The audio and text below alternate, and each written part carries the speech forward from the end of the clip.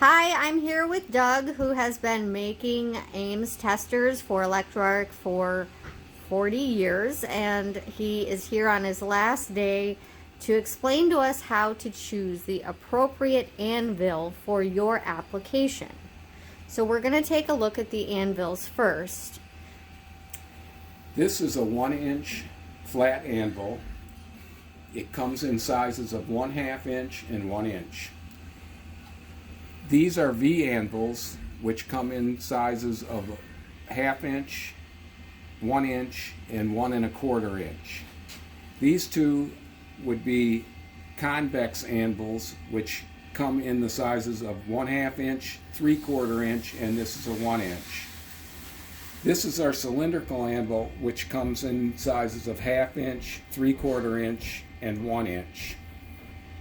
This is a raised flat anvil. The raised portion on this one is 1/4 inch, and this is a diamond spot anvil.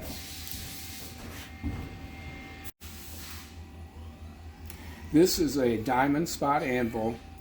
It is only used with a superficial tester and a ball penetrator, and should only be used in the 15 load.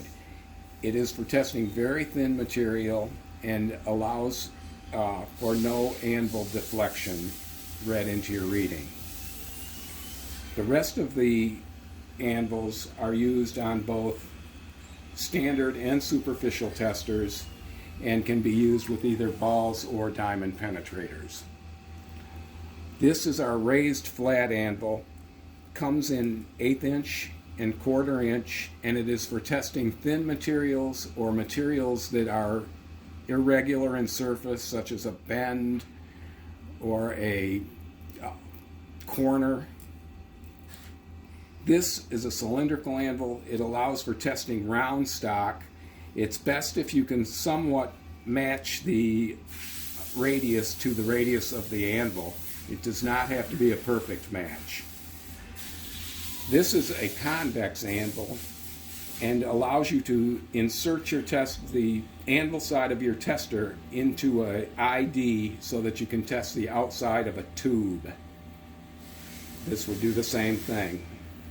This is a V anvil, and this is a V anvil, and they are used for round stock of any size.